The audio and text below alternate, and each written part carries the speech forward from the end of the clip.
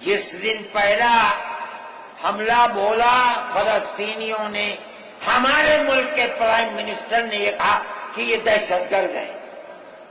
مجھے بڑا افسوس ہوا کہ یہ تاریخ ہی دنیا کی نہیں جانتے۔ ایسا لگتا ہے جیسے ہی انہوں نے دنیا کو دیکھا ہی نہیں۔ میں نے اعلان دیا میں نے یہ کہا کہ جو یہ کہتے ہیں کہ یہ دہشت گرد ہیں، اگر یہ دہشت گرد ہیں اور غلامی کی زنجیروں کو توڑنا یہ دہشت گردی ہے، گاندھی جی بھی دہشت گرد تھے، نہرو بھی دہشت گرد تھے، ہمارے اکابر بھی دہشت گرد تھے۔ یہ ایسی بات ہے جس کی کوئی تعبیر نہیں ہو سکتی۔ اللہ کا فضل ہے، اس کے بعد سے آج تک کبھی یہ نہیں کہا گیا کہ دہشت گرد ہے۔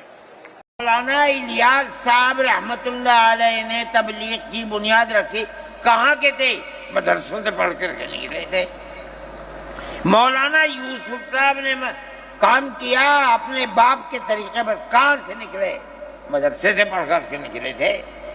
مولانا چلے گئے، مولانا انعام صاحب، پھر اس کے بعد مولانا اظہار صاحب۔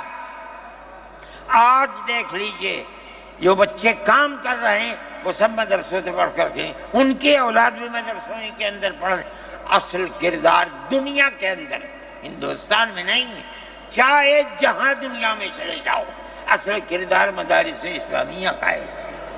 اگر کسی روئے زمین میں آج کہیں کوئی مسلمان اللہ کہتا ہے، میں سمجھتا ہوں دیکھ لو کہیں نہ کہیں کسی مدرسے سے جڑا ہوا ہوگا۔ نعرہ